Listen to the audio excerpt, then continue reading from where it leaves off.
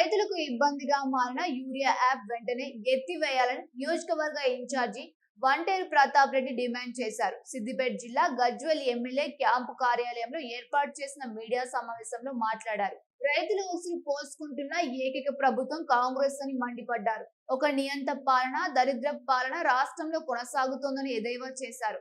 Urea app ను ఎత్తివేయాలని demand చేశారు. లేకపోతే రైతులతో మమేకమై పెద్ద ఎత్తున ఆందోళన కార్యక్రమాలు చేపడతామని డిమాండ్ చేశారు. ఇండస్ట్రీ తీసుకురాలే, కనీసం పండించిన వడ్లు కొనుగోలు చేస్తలేరు. ఇవన్నింటి మీద కూడా రైతుల్ని అరిగోస పెడుతున్నారు, రైతులు ఏడుస్తున్నారు. ఇప్పుడు ఎత్తుడు ముఖ్యమంత్రి ఒట్లు పెట్టకండి, వరి నాటి వేయద్దు, మక్కలు వేయద్దు, వ్యవసాయం చేయొద్దు అని చెప్తున్నాడు. మరి ఏం చేయాలి? అమ్మిన భూములు మళ్ళీ అమ్ముకుంటున్నాడు, అమ్మిన భూములు మళ్ళీ అమ్ముతున్నాడు. ఎందుకంటే ఎప్పుడో చంద్రబాబు నాయుడు కాలంలో ఎస్బీఐలకు అమ్మితే మళ్ళీ నిన్నమని ఇంకోటికి అమ్ముకున్నాడు.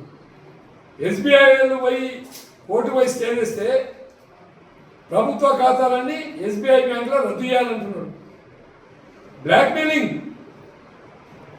ఇంత అవినీతి పరుడు, ఇంత బకాసురుడు, ఇంత అసమర్థ ముఖ్యమంత్రి భారతదేశ చరిత్రలో ఇప్పుడు రాలే.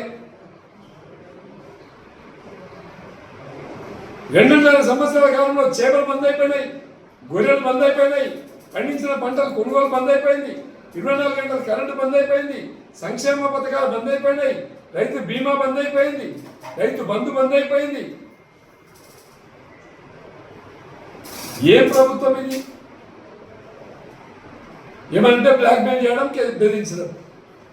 దీని మీదనే యాప్ ఎత్తివేయాలని, యాప్ సిస్టమ్ ఉండొద్దని, గతంలో ఏ విధంగా యూరియా డిఏపి 2020 మందులు అందుబాటులో ఉన్నాయో ఆ విధంగా తీసుకురావాలని చెప్పి రాష్ట్ర వ్యాప్తంగా ఉన్నటువంటి రైతాంగం కోరుకుంటుంది. ఇలా బీఆర్ఎస్ పార్టీ రైతుల పక్షాన నిలబడుతుంది, ప్రజల పక్షాన నిలబడుతుంది.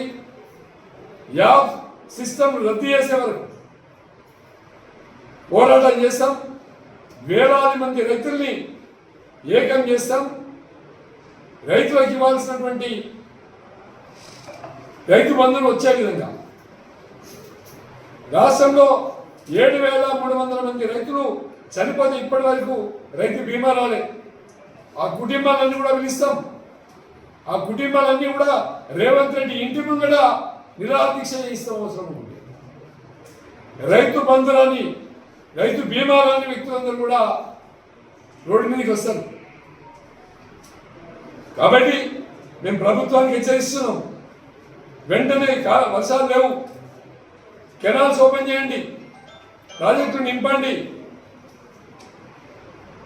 రైతులకు నీళ్ళు అందించి ఆదుకోవాలి. కేసీఆర్ లక్ష్యం వర్షాలు లేకుండా మీదికి ముగ్గురికి ముఖం పెట్టద్దు, కాలువలో నీళ్ళు ఇవ్వాలని చెప్పి కేసీఆర్ అనుకున్నాడు.